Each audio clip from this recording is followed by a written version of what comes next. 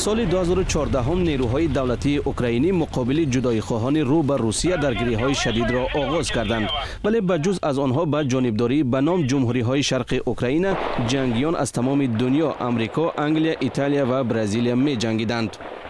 این پاره از گزارش است که جدایی‌خواهان در ماه مارس سال 2017 نوار برداشتند.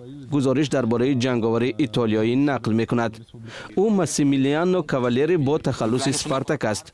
او میگوید قبلا در ارتش ایتالیا خدمت کرده به اوکراین از روی عقیده‌های سیاسی اش آمده است. در برانگیختن نزاع در اوکراین غرب را گناهکار می‌داند.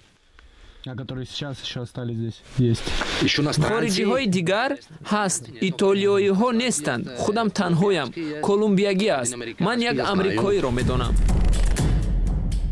در اصل کاوالیری یکی از 3 ایتالیایی بود که سال 2014 به اوکراین آمدند. به فرق از دیگران او به سوالهای خطی ما که برایش فرستاده بودیم جواب نداد. اندریا پالمیری در گذشته هواداری فوتبال بود.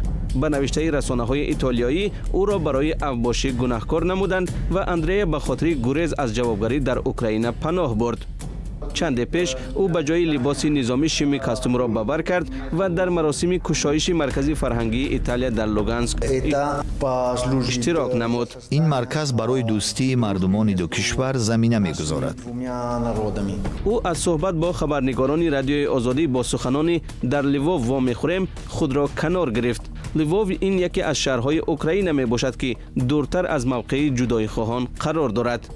ایتالیایی سوم گابریل کاروگاتی نام دارد. جدایی‌خواهان او را برای خدمت و شجاعتمندیش با اردن قدر کردند. من اکنون در دونتسک زندگی دارم. به خانه برای استراحت رفته بودم.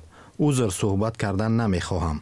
به فرق از کاراگوتی، حیات بن استیمسون بریتانیایی رنگ دیگر گرفت.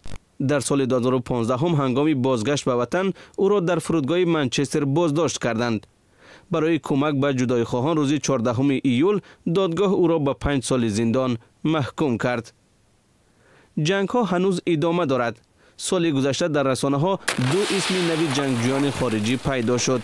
ماه می گیوم کیویل نظامی آمریکایی بعد از نشر خبرها درباره به طرفداری جدایی‌خواهان جنگیدنش از ارتش آمریکا رانده شد. ماه ینور دادگاه کیوف شهروند برزیل رافائل روسورگی را برای تشکیل سازمان تروریستی و جلب شهروندان خارجی به 13 سال زندان حکم نمود. در صحبت با خبرنگار رادیوی آزادی او اقرار شد که از برخورد جدایی‌خواهان نسبتش راضی نبود.